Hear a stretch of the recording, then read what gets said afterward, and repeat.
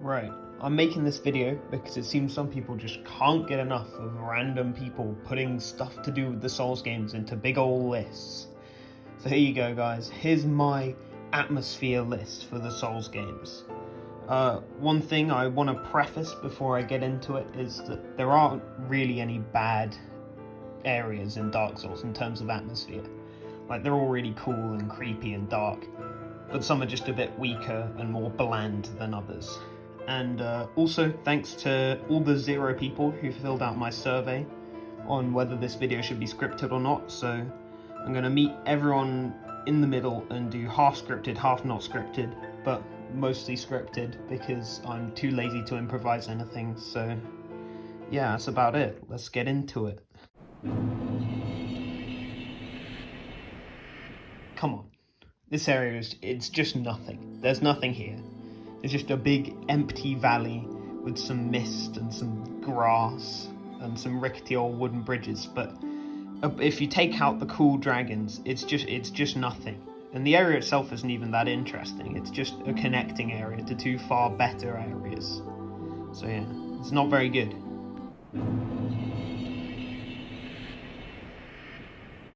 I want to preface this area by saying that I have nothing against it as a functional area. It's really cool and I enjoy all the traps and stuff. But in terms of atmosphere, it's just pretty bland. It's just a regular old castle. But there are some cool Dark Souls-like touches of like the bloodstains on the walls and the hanging cages for the prisoners and all of that stuff. And the views from the top are really nice as well. You get a good view of some of the other areas, but yeah, it's still pretty weak.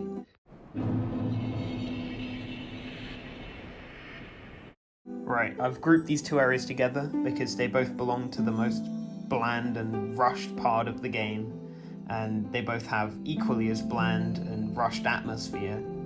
And not every game has to have a lava zone from Soft. Come on, we'll allow you the poison swamps just about, but not the lava zone as well. Come on, that's pushing it.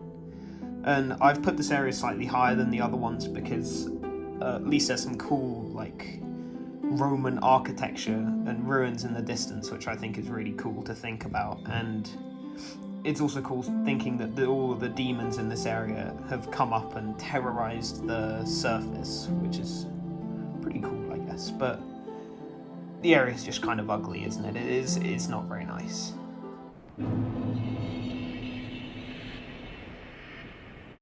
I mean, these areas are also pretty bland, but I think there's some cool aspects, like the really nice views from the walls, and there's a cool mix of like rickety old wooden structures and crumbling old buildings and abandoned homes, and it's quite cool. It's not bad.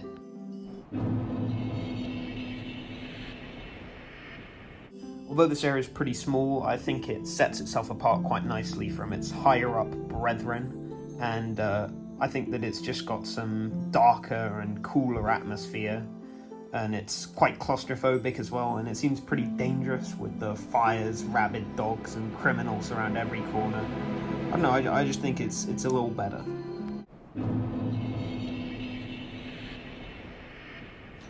I mean, this area is a lot like Sen's Fortress. It's really cool as an area, but it's pretty bland in terms of atmosphere. Like, it's pretty much just caves.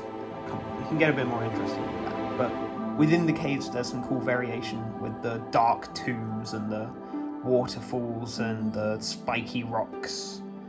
And yeah, I think it's pretty well done, but there's just some fierce competition further up the list.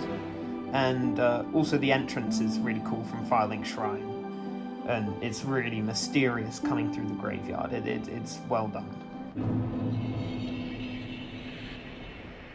This area is pretty similar to the Catacombs, but I think it has some cooler moments. Like, if you can get past the fact that it's an awful area to play through, it's got some nice oppressive dark atmosphere, and there's some cool moments with like seeing Lost Izalith and Ash Lake through the caves, which illuminate the area around you. And I think the limited field of view and the cool arena finito are some nice bonuses as well. It's not bad.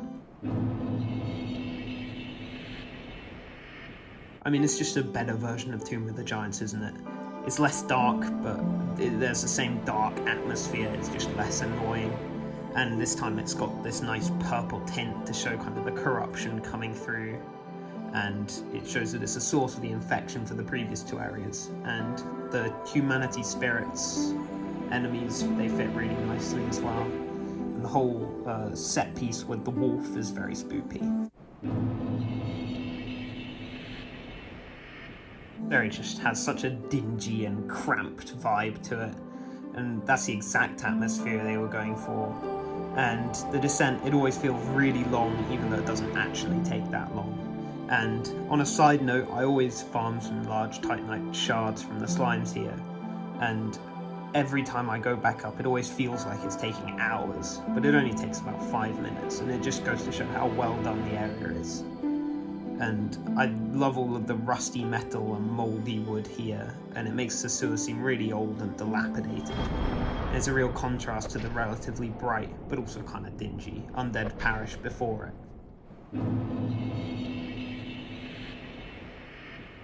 The shining point of this area is the really cool entrance, with like the forest being infected by these crystals. It's a lot like the Royal Wood being infected by this darkness. And I think that it's a really nice, bright, colourful area, which is a nice contrast to a lot of the other stuff in this game. And all the enemies, like the butterflies, and even the weird clam things. Oh! Ew! Dude! What the fuck? They all fit really well. But I mean, the area's a bit one-dimensional. It's just the same crystals all the way through. It's not that interesting and varied, but it does a good job at what it's trying to do. This is a really nice area, and it's kind of the turning point of the list, I think. Like, even the tunnel leading up to the area with the warm lighting and those annoying boars, it's really cool, it's really well done. And if you were unobservant like me on your first playthrough and didn't notice the archives above, you have no idea where it's going to take you. The prison section is really cool, with all of the cogs on the rubble on the ground, and the crystal subjects in the prison cells, and the creepy aliens. It's really cool, and just make sure you don't do what I do and leave the music playing, because it will go on forever. And another side note, going back to get the Firekeeper soul, I always get lost. It's always a massive pain in my ass. And I mean, it is a bit stereotypical of like having a library. It's a stereotypical fantasy area, but I think that FromSoft puts enough of a spin on it to make it cool. Though this area isn't as good as its main game counterpart, I still think that it's really cool, and the atmosphere is really thick here as well. And all of the enemies add to it as well. And I love the infected vibe with all of the purple holes coming through. And the sanctuary is also really well done, with its really bright, colourful lighting to contrast to the, dangerous areas around it. And if we're including the ruins as well, they're really cool. The ruined Colosseum and Hawkeye, absolute MVP.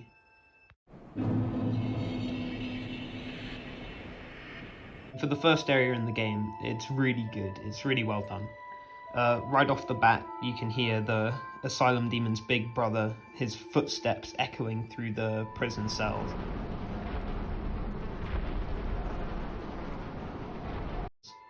And there's all sorts of really cool ambience here. The views are really nice in the end bit before you get picked up by the Raven. And the lore of the area is really cool, with like all of the undead getting sent to die here in this like dilapidated prison. It's really thick atmosphere. There's nothing really bad about it. It's just other areas are more unique and better.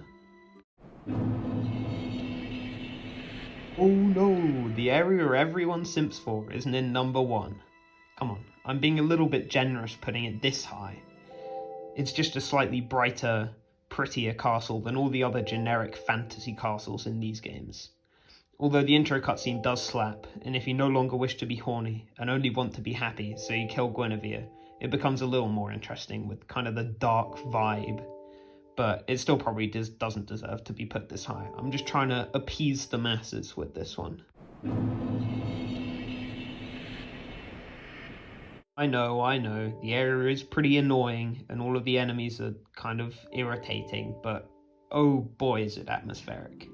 Like, just the concept of all of these malformed swamp dwellers building these rickety structures clinging to the walls of Anor Londo and Undead Burg is really cool. And the lighting, enemies, and progression of the area as you descend down into the swamps below is really well done.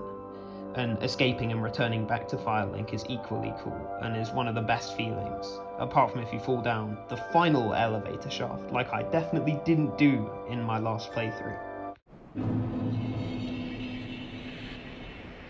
I mean, come on, this area just oozes comfort and safety, and it's, in my opinion, the best hub area in all of the Souls games. Sorry, Majula. The music is great, and there's all sorts of secrets and cool stuff to find, and there's also some great views outside to the swamps beyond. And, I mean, the only thing holding it back from the top 5 is that it's a bit generic and bland, and even then, it's more interesting than a lot of the other areas on this list. So, yeah, that's why I put it there. I love this area. It just has some immense sound design with the crickets chirping, the leaves rustling, and the odd creak of those annoying tree enemies.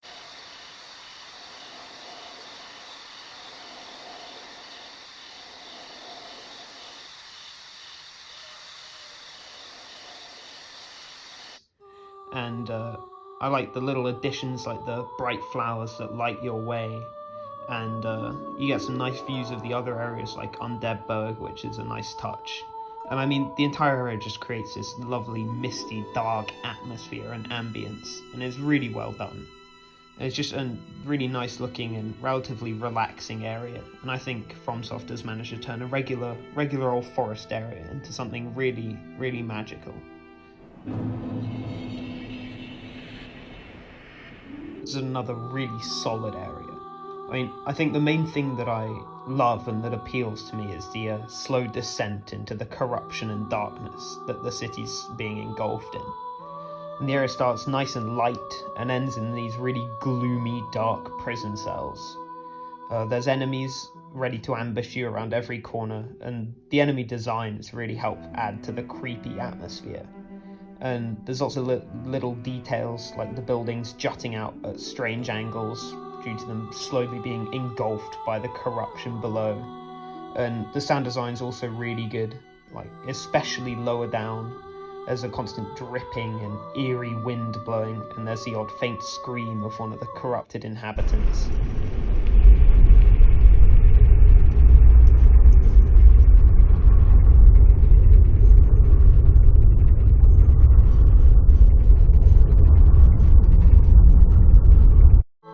It's just a really strong area in terms of atmosphere. Oh, where do I start? I mean, the area's separated into two distinct sections, which I think are both equally as good. The upper section are these ghost-filled ruins, and it's all flooded and creepy, and the only light source for the area is this hole in the top of the cave, which fills the area with this really eerie bluish haze. The sound design here, much like the rest of the top 3, is a top-notch, with the same spooky wind noises as Oolacile Township, as well as the faint moans from the ghost every now and then, and there's this really loud screeching that happens once every few minutes that really throws you off, and it always creeps me out.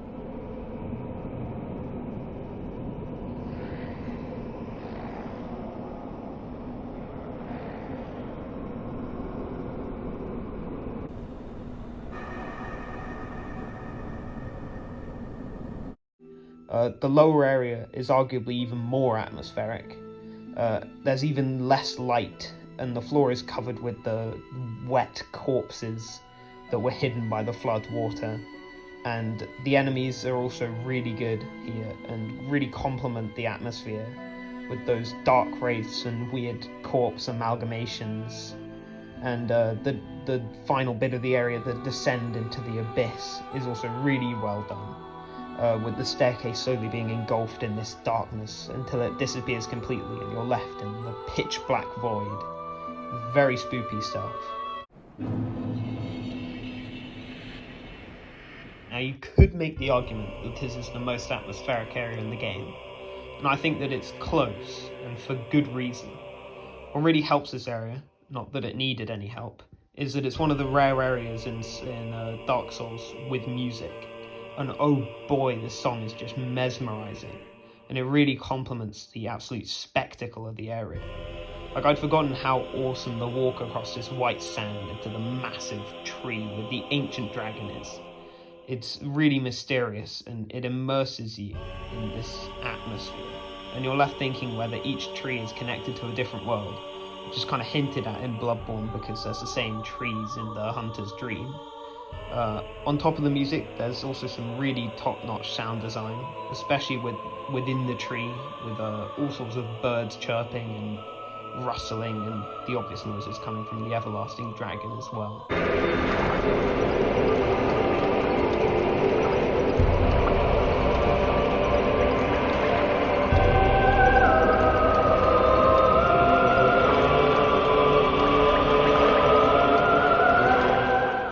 There's also this ethereal blue light cast down from above, and the scale and grandeur of the entire area on the whole is so good. The walk isn't just long as hell because why not? It all just adds to the thick atmosphere, and it's really deliberate. But yeah, excellent area on the whole.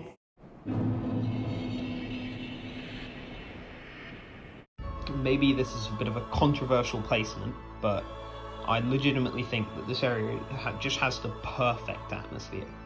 Like, the opening alone is so cool, with the mysterious ghostly passageway filled with this somber music.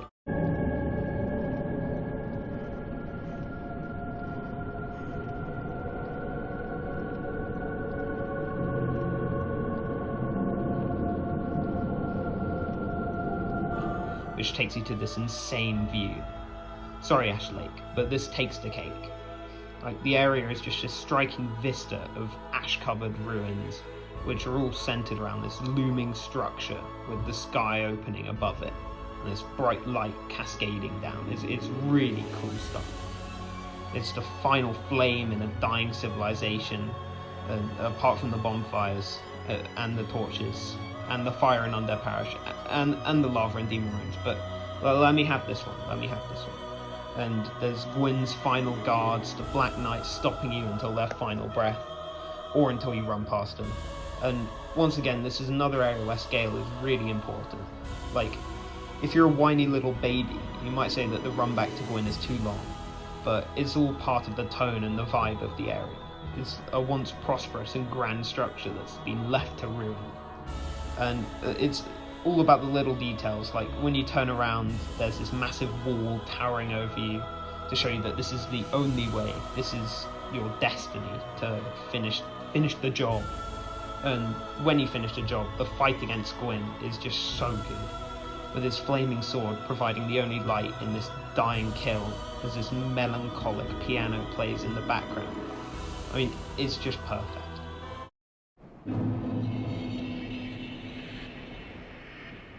Sorry I didn't include the Great Hollow. If I did, it would be like number 15 or 16, but it's completely overshadowed by Ash Lake, which is probably why I completely forgot about it. I also didn't include the Abyss for obvious reasons. And another thing that really helps add to the atmosphere is the sound design, which extends to within the areas as well as on the whole. And like one example of this is mainly at the beginning of the game in Undead Burg and Undead Parish. When you're outside of the enemies in these like safe areas and safe zones, you can kind of hear this faint bird song, which isn't present in the more dangerous parts of the areas. And I just think it's a really nice detail that shows you that you're safe for a little bit.